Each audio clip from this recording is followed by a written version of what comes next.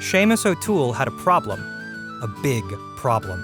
A one shoe, limping through the streets of Dublin kind of problem. Somewhere between his morning pint and a particularly aggressive jig, he'd lost his left shoe. And on any other day, this would have been mildly inconvenient. But today was St. Patrick's Day. He tried to remain calm as he hobbled through Temple Bar searching for his missing footwear. "Keep it together, Seamus," he muttered.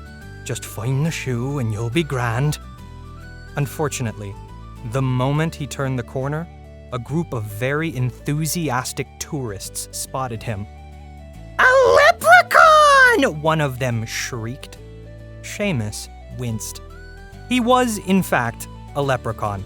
A proud, respectable leprechaun.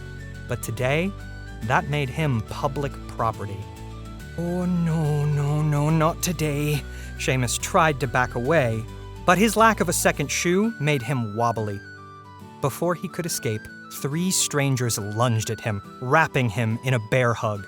One woman even lifted him off the ground, giggling like she'd just found a winning lottery ticket. "Oh, he's so small and precious." "I bet he smells like Lucky Charms." "I do not," Seamus bellowed. "And unhand me, you hooligans. This is assault." They didn't listen. They ruffled his hair, took selfies, and squeezed him like he was a plush toy. The only reason they let go was because someone shouted, "Free Green Bear!" And the tourists stampeded away like hungry cattle. Seamus dropped to the pavement, panting. His hat was crooked, his dignity was in shambles, and his shoe was still missing. "This day can't get any worse," he grumbled. Then he saw it. Across the street, perched on the foot of a giant and very sweaty Scotsman dancing in a kilt, was Seamus's missing shoe. The giant Scotsman was mid-river dance and the shoe was barely hanging on. But that wasn't the worst part. In one hand, the man held a tankard the size of a flower pot. In the other, he waved a Scottish flag, hollering, "Your drinking's a joke! Scotland can outdrink you all!" before chugging half the tankard in one go. Seamus groaned. This was Angus MacGregor, a notorious St. Patrick's Day menace.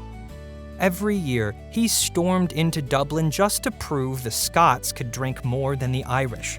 He'd crash parades, challenge strangers to whiskey shots, and apparently steal shoes. Seamus had 2 choices. Let his shoe stay trapped on the foot of an intoxicated, belligerent Scotsman, face Angus MacGregor, and retrieve what was rightfully his. He chose violence. Seamus limped towards the dancing man, waiting for just the right moment. The second Angus lifted his foot, Seamus dove. His fingers grazed the leather, and then Angus stomped down, pinning Seamus's tiny hand under his enormous boot. "Ow!" Seamus yelped. "You giant sweaty menace, let me go." Angus peered down and grinned. Well, a wee leprechaun. Here to bless me with luck. "I'm here to get me shoe." Angus took another swig of beer, then smirked. "Aye, you can have it, if you outdrink me." Seamus paled. He was Irish. He could drink. But Angus MacGregor had the liver of a Viking and the stubbornness of a goat. Still, a leprechaun never backed down from a challenge. "You're on," Seamus declared.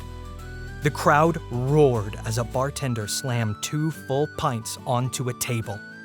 Seamus and Angus grabbed their glasses. They locked eyes. "Sláinte!" Angus shouted. "Sláinte!" Seamus echoed. They chugged. The first round was easy. The second, manageable. By the 5th, Seamus started seeing double. By the 8th, he wasn't entirely sure he had bones anymore. Angus, meanwhile, was barely fazed. Seamus swayed in his seat. You know something, He slurred.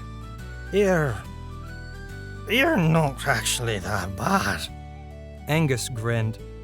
Aye, neither are ye, wee lad. Seamus teetered. Angus teetered. Then, like two majestic oak trees, they both crashed to the floor. When Seamus woke up, his head was pounding.